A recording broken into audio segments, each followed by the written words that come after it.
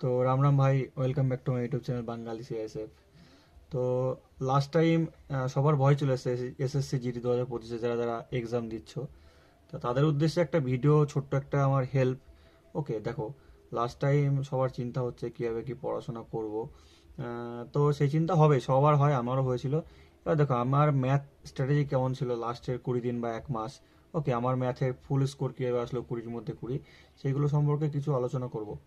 আচ্ছা, এতদিন আশা করছি সবাই ম্যাথ সিলেবাস তো অলরেডি শেষ, যাদের শেষ এখনো হয়নি তাদের এখনো অপশান আছে।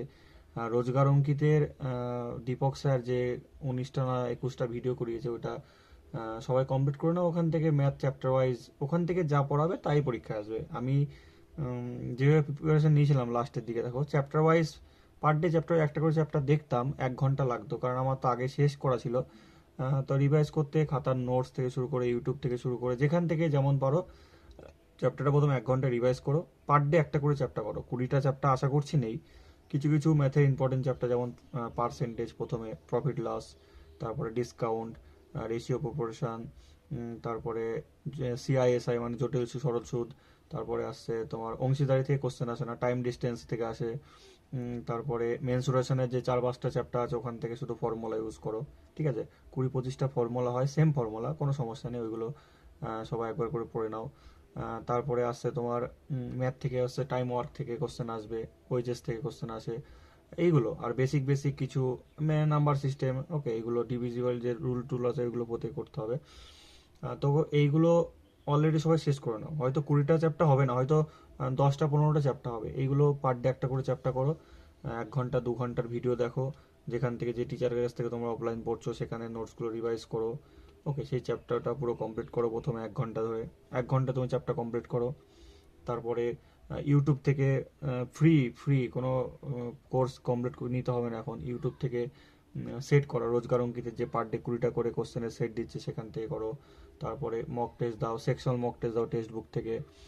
এরকম 3 ঘন্টা 3 ঘন্টা অন্তত ম্যাথে দাও, যদি ম্যাথে তুমি আমার মতোই ফুল স্কোর 20-তে 20 করতে চাও।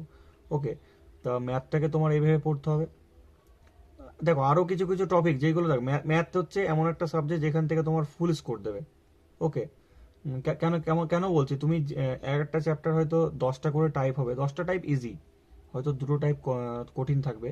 সেই 2টো টাইপ করতে গেলে ওটা কঠিন, মানে কষ্ট হবে বা সমস্যা হবে, সেইগুলোকে একবার রিভাইজ করলে তোমার ফুল ফুল স্কোর চলে আসবে। কেন বলছি, কারণ ম্যাথটা হচ্ছে এমন একটা সাবজেক্ট যেখানে তোমাকে ফুল স্কোর দেয়। ছোটোবেলা থেকে 9-10 থেকে আমাদের যেমন পরিস্থিতি, আমাদের ছোটোবেলা থেকে টিচাররা শেখাতো যে ম্যাথটাকে করো, ম্যাথটাকে ফুল স্কোর দেয়। সেইভাবে সেইভাবে এখনও সেম ম্যাথে স্কোর দেবে। ওকে, তো ম্যাথটাকে এইভাবে করো।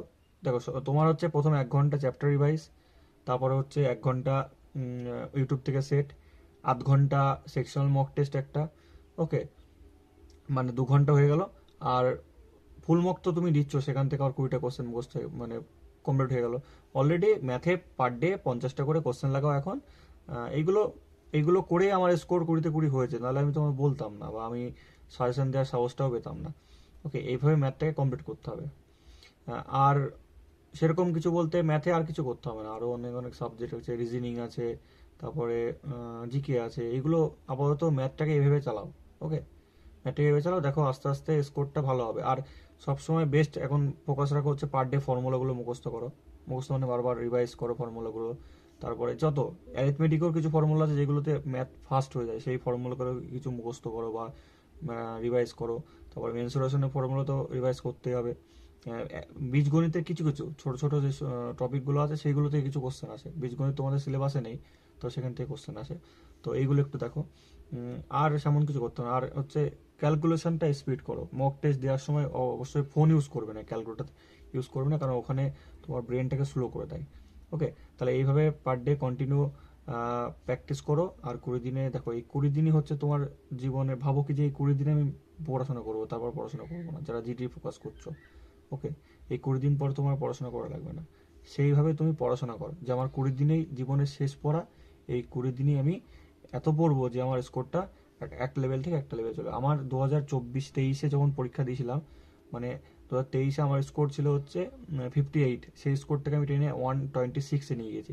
তো এতটা জার্নি এইভাবেই করেছি। ওকে, তো এইভাবে পড়াশোনা করো, অবশ্যই তোমাদের এক্সামটা ভালো হবে। Best of luck. এরকম ভিডিও পেতে আমার চ্যানেলটাকে সাবস্ক্রাইব করো অবশ্যই। আর প্রত্যেক সাবজেক্টেরই স্ট্র্যাটেজি আমি বলবো, কারণ ম্যাথটা বেশি ভ্যালুয়েবল সাবজেক্ট, তাই ম্যাথের নিয়েই বললাম। ওকে, তো থ্যাংক ইউ।